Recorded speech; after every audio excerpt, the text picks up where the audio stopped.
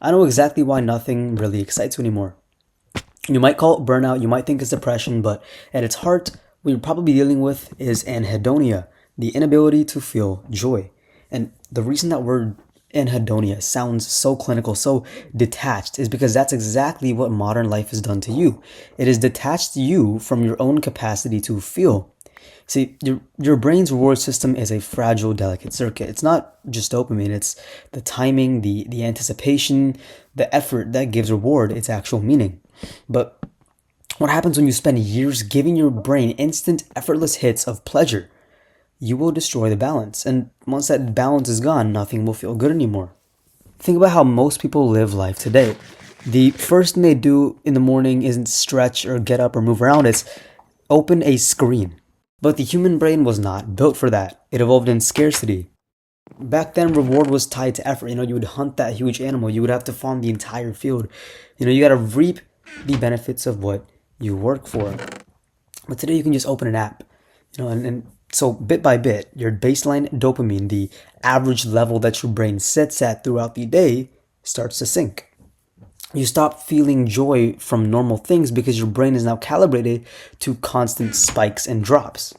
You've essentially trained your brain to require chaos to feel alive. And now the tricky part is when you realize this, when you become aware that you're overstimulated, your first instinct is to quit everything cold turkey, right? You delete social media, you swear off of junk food, you try to detox your brain essentially. But that is not how this works, because what most people don't realize is that dopamine itself isn't bad. It's not evil. It's what drives you to do anything at all, right? You kind of need it. Without it, you wouldn't have motivation, you wouldn't have ambition, and you wouldn't even care enough to change or put any work in. But the real problem here is not dopamine, it's your relationship with it. You've built a lifestyle around instant highs instead of delayed ones, right? You've built a nervous system that expects to be rewarded for just existing around, not, acting. And well, that's what kills joy, because joy is not found in the reward itself, it's found in the pursuit. When you try to constantly feel good, you'll end up feeling worse. When you chase pleasure, you kill joy, because real joy isn't instant. It's subtle. It grows out of discipline and being consistent and putting work in. It's fulfillment. Here's what I want you to understand. You don't lack joy because life got worse or anything. You lack joy because you stopped earning it.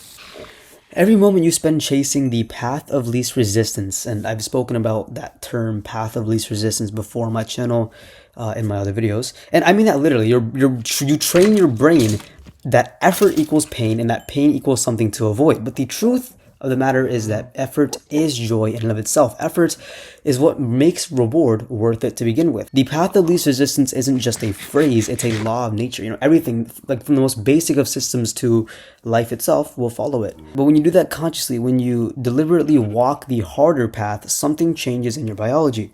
You begin to retrain your brain's reward system. And this is what the neuroscience says when it comes to dopamine needing to be released in pursuit, not after completion. It's your brain's way of keeping you moving. But when you sort of fuck with it and give yourself the dopamine hit without the pursuit, it collapses the entire system. You become stuck in a cycle where the only thing that feels good is that next dopamine hit. And this is why most people are miserable even when their lives are objectively better than ever. They don't know what they're fighting against. They think it's their job, their school, their relationships, but in reality, it's their own mental wiring. It's their brain literally doesn't know how to feel joy anymore. And the worst part is they confuse comfort for happiness. They think that because they're not in pain, they're okay. But that's just being kind of numb.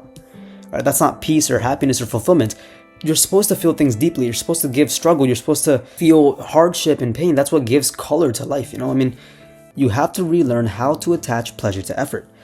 Start small, go for a walk without music, eat food without your phone. You'll hate it at first, right? But your brain will fight it, because that sort of emptiness that you might feel without these vices, it's a withdrawal. You're coming off of years of artificial highs. So, it's fine to feel shit about this, but stay there long enough and you will start to feel something subtle come back to you. Focus and calmness, contentment, it all comes back to you, not the same kind of pleasure that you used to chase, but something deeper, something a little bit more sustainable. And slowly you will start to notice joy in these smaller things again. The way that your body feels after a hard workout, the satisfaction of finishing something difficult, that is real dopamine that has earned joy. This is why the happiest people you meet often will have the simplest routines. Joy isn't something that you find, it's something that you have to maintain, keep within yourself. And if you are watching this right now, you might be at the point where you feel like it's too late, but Don't worry, because it is not. The human brain is insanely plastic, okay? It rewires with experience. If you give it the right inputs for long enough, and keyword being long enough,